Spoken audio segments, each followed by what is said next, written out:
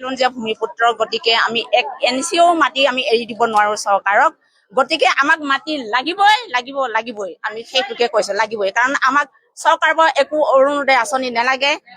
আৰু কিবা বৃদ্ধ পেঞ্চন নালাগে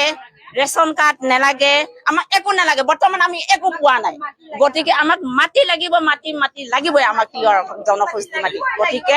এইখিনি চৰকাৰক আমি অনুৰোধ কৰিছো আৰু পীযুষ হাজৰিকা ডাঙৰীয়াকো আমি অনুৰোধ কৰিছো গতিকে আমাক তিৱা জনগোষ্ঠী মানে অকল আমাৰ তিৱা জনগোষ্ঠী মানুহে নহয় সকলো বিভিন্ন জনগোষ্ঠী মানুহ আছে গতিকে আমাক সকলোকে মাটি লাগিব আমি ইয়াৰ পৰা কোনো পথে আমি উচ্ছেদ হ'ব নিবিচাৰো কাৰণ আমাৰ ল'ৰা ছোৱালী জীৱনৰ সপোন আছে গতিকে এই সপোন যাতে আমি ভাগিব নিবিচাৰো আৰু চৰকাৰে যাতে আমাক ভাগিব নিবিচাৰে তাৰে আমি অনুৰোধ কৰিছো চৰকাৰক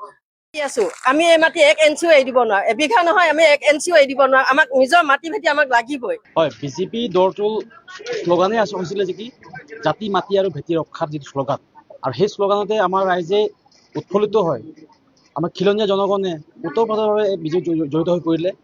আৰু বিজেপিক জয়যুক্ত কৰালে আৰু তৃতীয়বাৰকৈ তেওঁলোকে গভৰ্ণমেণ্ট ফৰ্ম কৰিবলৈ সক্ষম হৈছে কিন্তু শপত গ্ৰহণৰ পিছৰ দিনাখনেই খিলঞ্জীয়া গাঁও ভূমিপুত্ৰ গাঁও য'ত আমাৰ তিৱা কাৰ্বি বড়ো আমি বসবাস কৰি আহিছোঁ বা অন্যান্য গোৰ্খাসকল ইয়াত বসবাস কৰি আহিছে তাতে এই উচ্ছেদৰ যিটো নেকি উকমুকনি আৰম্ভ কৰিছে এইটো আমি ফলতে স্বতন্ত্ৰ কোনো পদ্ধতি আমি স্বীকাৰ গ্ৰহণ কৰিব নোৱাৰোঁ আৰু আমি স্থানীয় বিধায়ক পীযুষ হাজৰিকা ডাঙৰীয়াক মই সকিয়নি দিব বিচাৰিছোঁ যে তেওঁ যি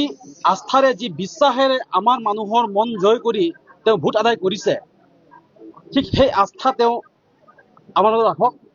অন্যথা যদিহে জোৰ জুলুমকৈ আমাৰ এই হিন্দীখৰ অঞ্চলত যি নেকি টাউনশ্বিপ গঠনৰ যিটো পৰিকল্পনা তেওঁলোকে উচিছে যদি তেওঁলোকে জোৰ জুলুমকৈ যদি গ্ৰহণ কৰিব বিচাৰিছে তেনেহ'লে আগন্তুক দিনত আমি জংগী আন্দোলন গঢ়ি তুলিবলৈ আমি বাধ্য হ'ম সেইটো আমাৰ স্পষ্ট কথা আৰু আজি মন্ত্ৰী মহোদয়ে লিখিত হিচাপে প্ৰদান কৰক এইটো কোনো মানে মৌখিকভাৱে হ'ব নোৱাৰিব মৌখিকভাৱে তেওঁ ক'ব যে কি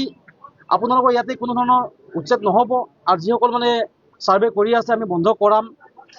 বন্ধ কৰাইও দিব পাৰে 2 মাহ 3 মাহৰ কাৰণে যিহেতু সন্মুখত MP ইলেকশ্যন আছে বাই ইলেকশ্যন আছে এই বাই ইলেকশ্যনৰ কাৰণে মানুহখিনিক পতিয়ন দিয়াবৰ কাৰণে তেওঁ এইবিলাক কাম তেওঁলোকে এটা প্লানিং কৰিব পাৰে কিন্তু আমি সেইবোৰ প্লানিং আমি পতিয়ন নাযাওঁ তেওঁ আমাক মৌখিক হিচাপে ক'লে আমি মানি নলওঁ তেওঁ আমাক লিখিত হিচাপে দিব লাগিব যে হিন্দীখৰ বা এই গুভা অঞ্চলত কোনো কাৰণতে এই অঞ্চলত মানে টাউনশ্বিপ গঠন কৰা নহ'ব তেওঁ আমাক লিখিত হিচাপে দিব লাগিব এইটো আমাৰ স্পষ্ট কথা